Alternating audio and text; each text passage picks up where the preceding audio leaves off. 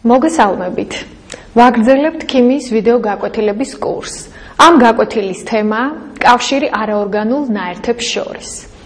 უკვე გავეცანით არაორგანულ ნივთიერებათა კლასიფიკაციას. ვიცით, რომ ნივთიერებები იყოფიან მარტივ და რთულ ნივთიერებებად. მარტივი ნივთიერებები იყოფიან მეტალებად და არამეტალებად, ხოლო რთული ნივთიერებები კი ოქსიდებად, მჟავებად, ფუძეებად და მარილებად. ოქსიდი ჟანგბად შემცველი ბინარული ნაერთია. მჟავა რთული ნივთიერებაა, რომელიც წყალბადისა და მჟავას ნაშთისაგან შედგება. წყალბად ატომებს აქვთ მეტალის ატომებით ჩანაცვლების უნარი. ფუძე შედგება მეტალის ატომთან დაკავშირებული ერთი ან რამდენიმე ჰიდროქსილის ჯგუფისაგან. მარილი მეტალის ატომებისა და მჟავას ნაშთისაგან შედგება. ნაერთთა ამ კლასებს შორის არსებობს გენეტიკური კავშირი. ანუ ყოველი მათგანისაგან შეიძლება მივიღოთ სხვა კლასის ნივთიერება. კავშირს, რომელიც ემყარება ერთი კლასის ნივთიერებებისაგან მეორე კლასის ნივთიერებების მიღებას, გენეტიკური კავშირი ეწოდება. ამ კავშირის გამოსახვა შეიძლება შემდეგი სქემებით, სადაც ადვილი დასანახია კავშირი ნაერთთა კლასებს შორის. გენეტიკური კავშირი ოქსიდებს, ფუძეებს, მჟავებსა და მარილებს შორის ზოგადად შეიძლება გამოისახოს შემდეგი სქემით. მეტალებისგან შეიძლება მივიღოთ მათი ოქსიდები, ფუძე ოქსიდები და ჰიდროქსიდები, ანუ ფუძეები. არამეტალებისგან მათი ოქსიდები, მჟავა ოქსიდები და ჰიდროქსიდები, ანუ მჟავები. მეტალების და არამეტალების ურთიერთქმედებით კი მიიღება მარილები. მარილები ასევე მიიღება მეტალთა და არამეტალთა ოქსიდების ურთიერთქმედებითაც, ასევე მჟავებისა და ფუძეების ურთიერთქმედებით, ან ფუძე ოქსიდის და მჟავა ოქსიდის და ტუტის ურთიერთქმედებით. აქტიური მეტალების ჰიდროქსიდები, ტუტეები შეიძლება მივიღოთ მათი უშუალოდ ურთიერთქმედებით წყალთან. პირველი ჯგუფის ყველა მეტალი, ტუტე მეტალები და ასევე კალციუმი, სტრონციუმი და ბარიუმი აქტიურად ურთიერთქმედებენ წყალთან და წარმოქმნიან შესაბამის ტუტეებს. ჟანგბადთან ურთიერთქმედების შედეგად ისინი წარმოქმნიან ოქსიდებს, რომლებიც ასევე იხსნებიან წყალში და მიიღება ისევ ტუტეები. მაგალითად, კალციუმი ჟანგბადთან ურთიერთქმედების შედეგად გარდაიქმნება კალციუმის ოქსიდად, ხოლო კალციუმის ოქსიდის წყალთან ურთიერთქმედებით მიიღება კალციუმის ჰიდროქსიდი, ანუ კალციუმის ტუტე. კალციუმის ტუტე მიიღება აგრეთვე კალციუმის უშუალო ურთიერთქმედებით წყალთან. ამ სქემის შესაბამისი ქიმიური ტოლობები ასეთია.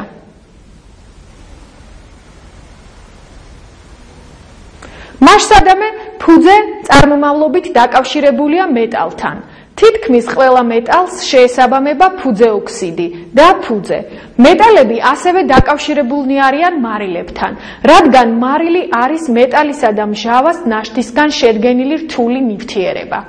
მეტალები მარილებს წარმოქმნიან უშუალოდ არამეტალთან შეერთებით, მაგალითად რკინა და გოგირდი, ვერცხლი და გოგირდი, ნატრიუმი და ქლორი, ან ურთიერთქმედებით მჟავასთან, ან მარილთან. მეტალთა აქტიურობის მწკრივში წყალბადამდე მოთავსებული მეტალები აძევებენ მჟავადან წყალბადს და მიიღება შესაბამისი მარილები, ხოლო მარილებიდან აძევებენ თავისზე უფრო ნაკლებ აქტიურ მეტალს. მაგალითად, ალუმინის ურთიერთქმედებით მარილ-მჟავასთან მიიღება შესაბამისი მარილი, ალუმინის ქლორიდი და გამოიყოფა აირადი წყალბადი.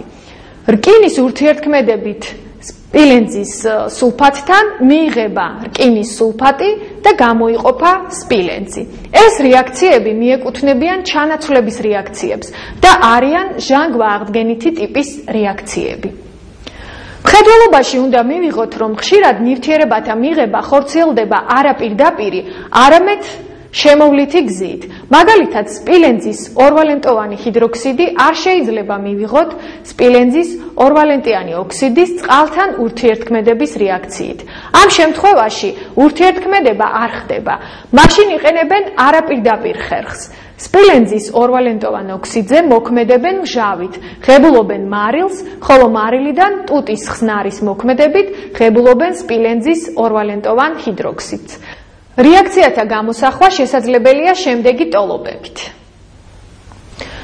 მჟავა წარმომავლობით დაკავშირებულია არამეტალთან. მაგალითად, თეთრი ფოსფორი ჰაერზე ბოლავს. შედის რეაქციაში ჰაერის ჟანგბადთან ხუთვალენტიანი ოქსიდის წარმოქმნით.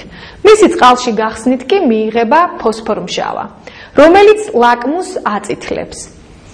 არამეტალებს შეესაბამებათ მჟავა ოქსიდები და მჟავები. ყველა მჟავა ოქსიდი, გარდა სილიციუმის ოქსიდისა, წყალში ხსნადია.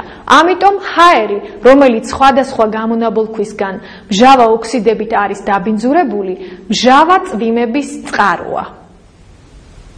მჟავებისა და ფუძეების ურთიერთქმედებით მიიღება მარილები. ეს ნეიტრალიზაციის რეაქციაა. როგორც ვიცით, მჟავა ლაკმუსს აწითლებს, ფუძე კი ალურჯებს. მჟავაში უფერო ფენილფტალეინი კი ტუტეში ჟოლოსფერი ხდება. მჟავისა და ტუტის ხსნარების სათანადო რაოდენობებით შერევისას ხდება მათი განეიტრალება და მიღებულ ხსნარს, რომელშიც მარილი და წყალია, აღარ აქვს არც მჟავა და არც ტუტე რეაქცია. არ უცვლის ფერს ინდიკატორებს.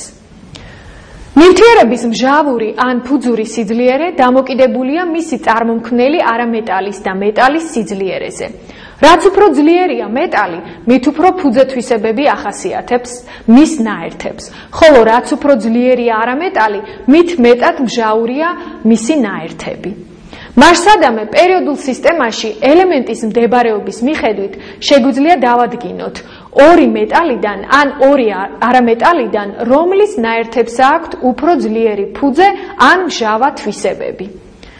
გავიხსენოთ, რომ მეტალი მით უფრო ძლიერია, რაც მარცხნივ და ქვემოთ მდებარეობს სისტემაში, ხოლო არამეტალი მით უფრო ძლიერია, რაც უფრო მარჯვნივ და ზემოთ მდებარეობს სისტემაში. ყოველ კონკრეტულ ელემენტს აქვს თავისი გენეტიკური მწკრივი, რომელიც უნდა აკმაყოფილებდეს შემდეგ პირობებს.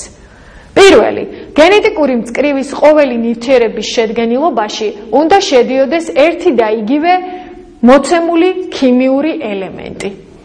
მეორე, ერთი და იმავე ელემენტისგან წარმოქმნილი ნივთიერებები უნდა მიეკუთვნებოდნენ სხვადასხვა კლასს. და მესამე, შესაძლებელი უნდა იყოს გენეტიკური მწკრივის ნივთიერებათა ურთიერთგარდაქმნა.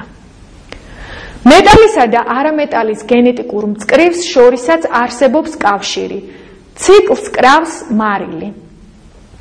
ამრიგად, არაორგანულ კლასებს შორის კავშირი უდავოა და ამ კავშირს უზრუნველყოფს ქიმიური ელემენტი.